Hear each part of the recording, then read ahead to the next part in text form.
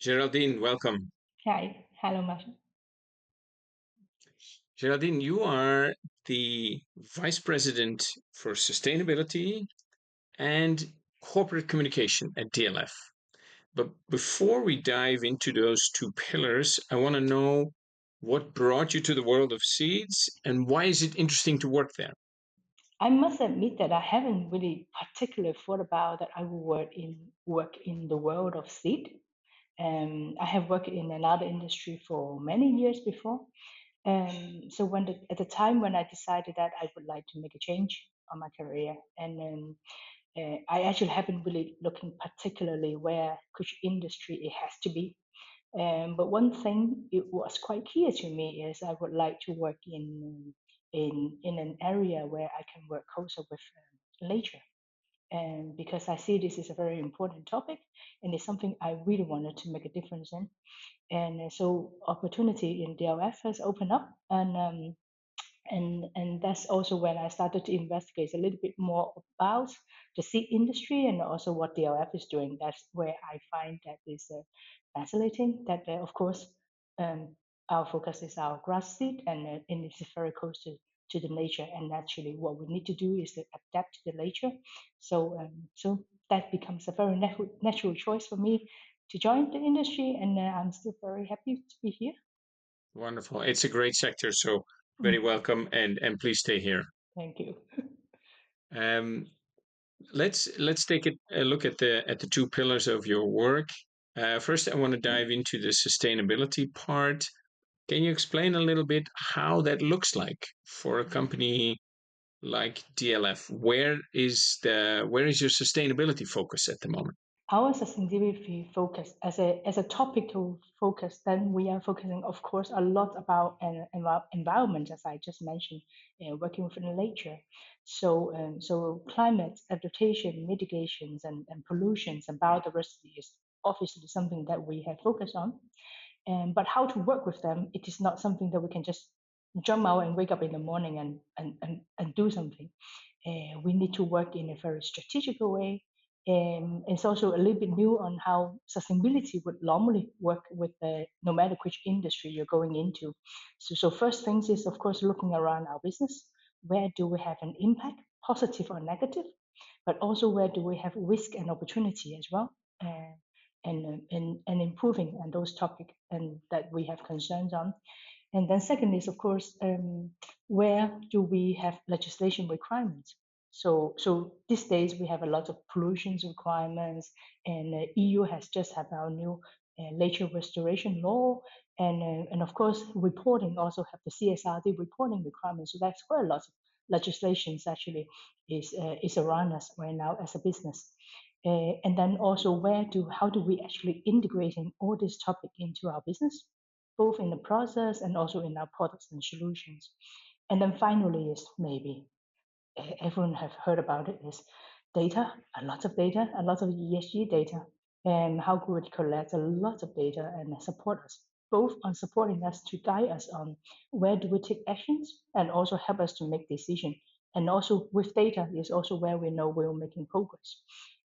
But as a company, these are the four steps, sort of where how we're going to work in sustainability. And in terms of topics, I think it's no different. Everyone work in SIT. We know climate and pollutions and biodiversity is something that all of us has our focus on. Yeah, very true. Very much agree. That was the sustainability part. Mm. Now let's take a look at the corporate communication part. Where would you say at this moment lie the greatest communication challenges for a Mm. seed company? Yeah, I think it is a challenge. It is a challenge in terms of communication for the seed industry, is in the sense that it is a change. I think as an industry or as a partner, actually in the industry, we are very good at collaborating. I can see there's a lot of functional engagement among different companies. So we have a lot of dialogue on specific breeding technology, skills, and practice. And so those are some of the things that we are really, really good at. but we are also containing those discussion in exactly those topics. So we don't go border. And those are where I see as a very functional engagement.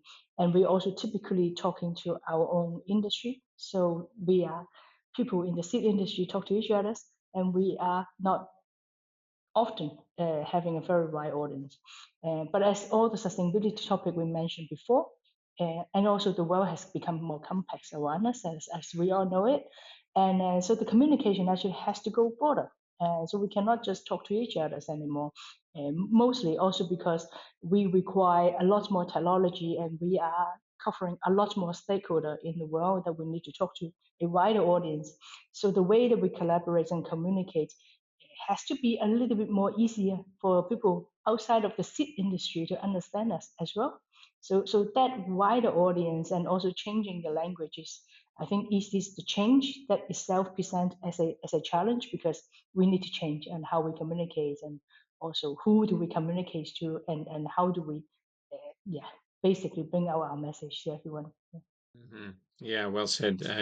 Fully agree. Communication should be a crucial part of all the activities of all the seed companies. Mm.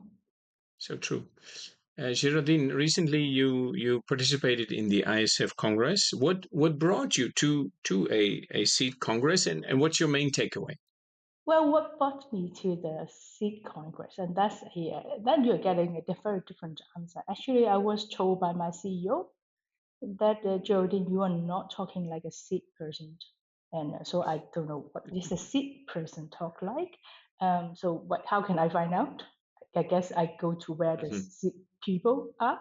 So then the ISF conference present itself. Okay, that's where all the seed people is going. So I guess that's where I will learn how to talk like them, and that's why I participated. Oh, this joke, but it's partly true. And of course, I have to go there to learn the language. But and I do meet a lot of sick people, and and as a new person in the industry, so I of course have to go there to learn and learn and listen what our partners and also our colleagues in the industry, how do they deal with sustainability, and also in general how the industry is, what are concerning them, what is the key topics that is actually presented in the conference. So what is on everyone's mind, and also collaborate with potential partners just to learn. And so I have a sparring partner in the future as well. So both the network and the learning, it was really really inspiring. I think it's also very effective. I have participated in the environmental and social group, and meeting was super effective and super interesting, and a lot of knowledge in the room for me to learn. So it was really good. Wonderful. Thank you so much, Geraldine. Yeah, thank you. Thank you for having me.